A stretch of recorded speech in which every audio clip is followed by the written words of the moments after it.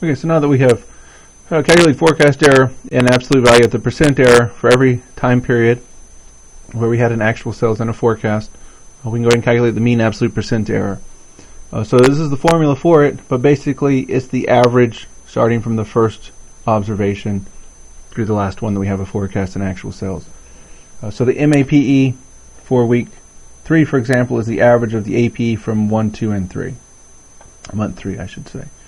So an easy way to put this into Excel, type in equals, average, click on this APE from month 1, put in a colon, H2 to H2, right? So this is the average of one observation.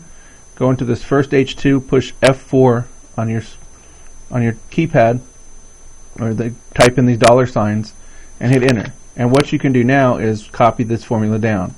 So for example, we come to week 9, this is the average from H2 through H10. This is the average of the absolute percent error from month 1 through month 10, or through month 9, cells 2 through 10.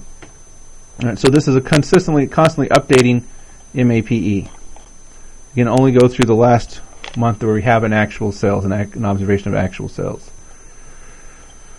And so using alpha values and beta value 0.2, we get this mean absolute percent error of 142%.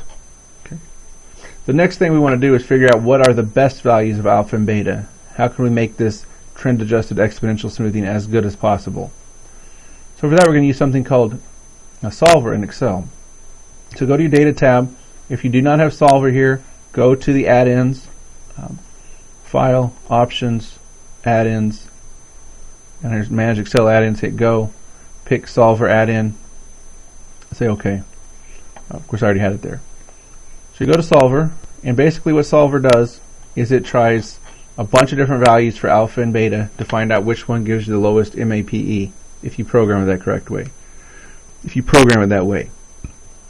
You can also have it minimize any other measure of forecast error, any of these averages of forecast error. Okay, so what we want to do is set the objective is our last MAPE. We want this to be as small as possible, so you change this to minimize our forecast error. What do we change in this forecast? We can change the values of alpha and beta. So click in this area by changing cells and then select alpha and beta. So it will change these two, try multiple values of alpha and beta to minimize that mean absolute percent error.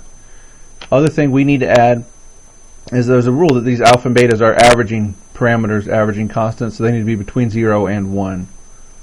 So we can add the constraints that alpha has to be less than or equal to 1.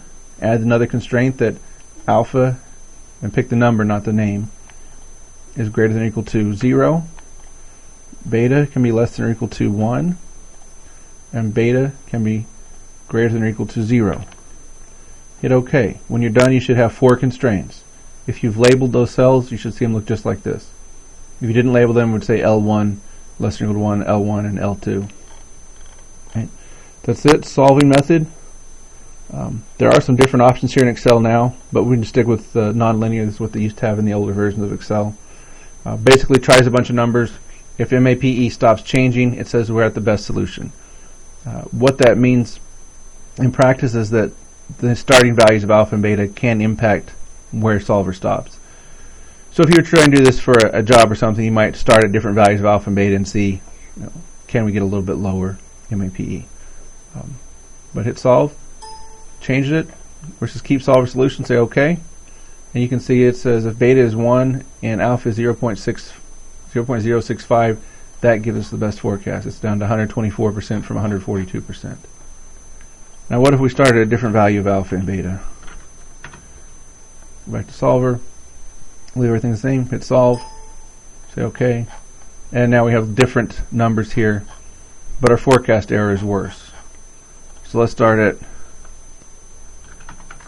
0.1 and 0.1 and hit solve. Okay, now we're at 112%. This is the best one we've had so far. Alpha is a little lower, beta is 1. So for the homework, just start with both of these at 0.2 and hit solve. If you're doing this in practice, you'd want to start at multiple values of alpha and beta and see where you get the global minimum instead of a local minimum, which is what Excel will solve for. Okay, So that's using Solver and then doing the time series regression analysis. I'll post another video